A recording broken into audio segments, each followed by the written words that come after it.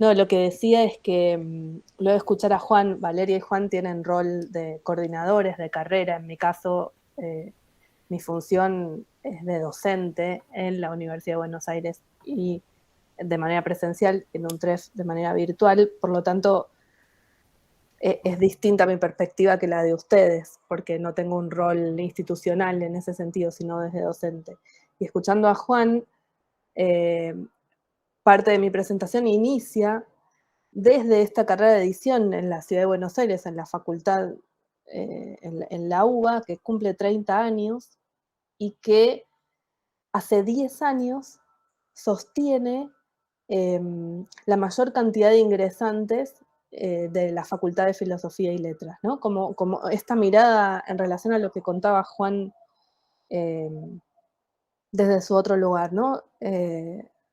Lo cual yo tenía como un espíritu muy envalentonado y me quedé como que bajé mis decibeles mirando en esto. Desde la perspectiva de la UBA, el crecimiento, el interés, la posición del editor es como cada vez, como si dijera, llena de brillos, ¿no? Vemos cada vez más gente joven acercándose a la universidad, tentada por nuevas formas de editar, un poquito menos cercano a esta idea de la tradición de la edición argentina, de la editorial, digamos, de esa editorial que muchos de nosotros gustamos.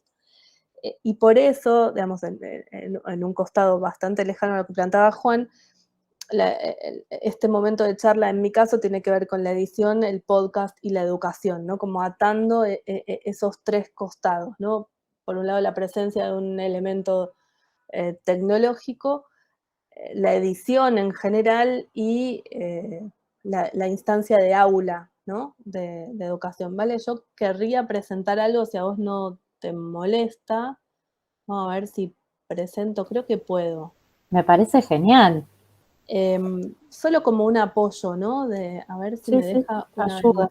una ventanita, mostrarles otra cosa también. Vieron que sucede que por más que llevamos 2 años haciendo esto, siempre puede fallar. Voy a compartirles mis pantallas y ahí no sé si se ve lo que tengo en pantalla porque no me encontró Sí, ya se ve. perfecto. Eh, la intención del recorrido que les voy a compartir surge de la experiencia, en el caso de la UBA, de la virtualización forzada a partir de la pandemia, ¿no? Durante el periodo 2020-2021. Y, y las cuestiones que les comparto surgen de un proyecto UBATIC que se llama El Aula Extendida, Podcast Educativo como Recurso Transmedial, que me tiene como directora y que ganó esta programación recientemente y que estamos llevando adelante como investigación desde la carrera de edición y la Facultad de Filosofía y Letras. Entre paréntesis, fue la primera vez que la carrera de edición de la UBA gana un proyecto UBATIC que busca, digamos, desarrollar tecnología en el aula, ¿no? Para apoyar a las cátedras.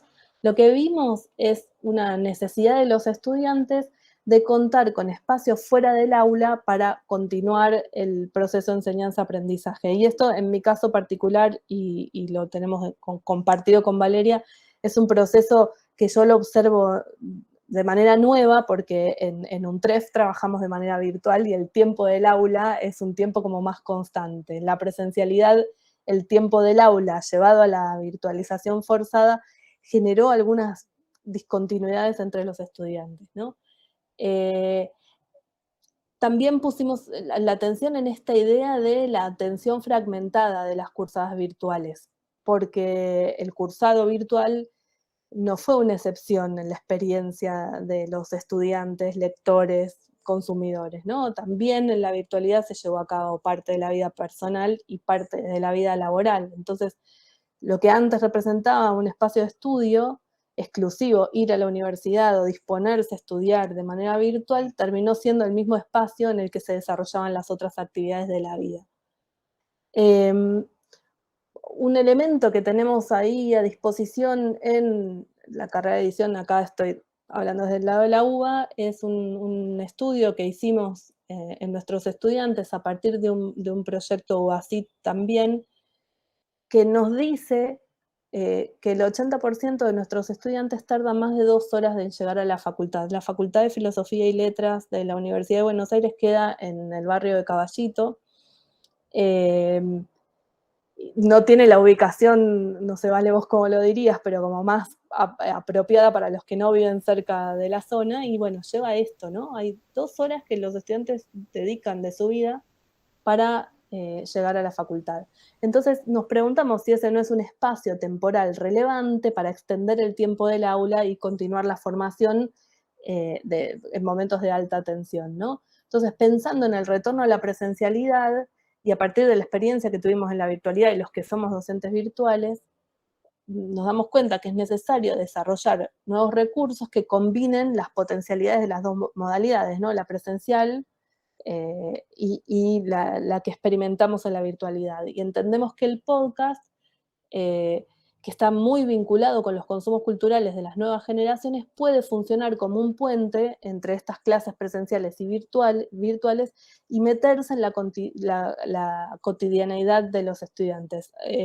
Prensky, un autor que a mí me gusta utilizar en edición digital, encuentra los videojuegos como un puente entre las generaciones, ¿no? Para entenderse en generaciones más adultas como la X y más jovencitas como la Y. Bueno, nosotros creemos que el podcast puede ser este puente para conectar las dos experiencias, ¿no? Es un formato más descomprimido, más conversacional, que puede salir de las paredes del aula y funcionar así como una herramienta para potenciar la reflexión, actualizar y seguir trabajando fuera del aula. Estos son los resultados de una encuesta.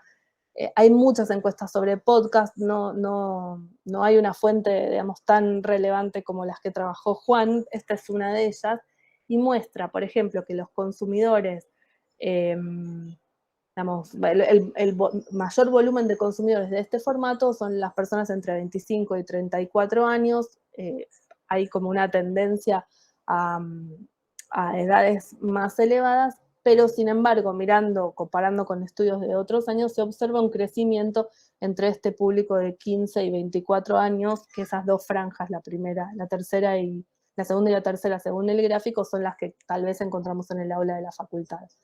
También lo que observamos, el formato se inicia en 2004, que hay un crecimiento del acceso al consumo de este producto con un pico en 2019 y, digamos, una continuidad en los años que siguen. Y lo interesante para mí, y esto viendo desde la perspectiva de lo digital y de la multiatención y del multiconsumo, cuando se pregunta por qué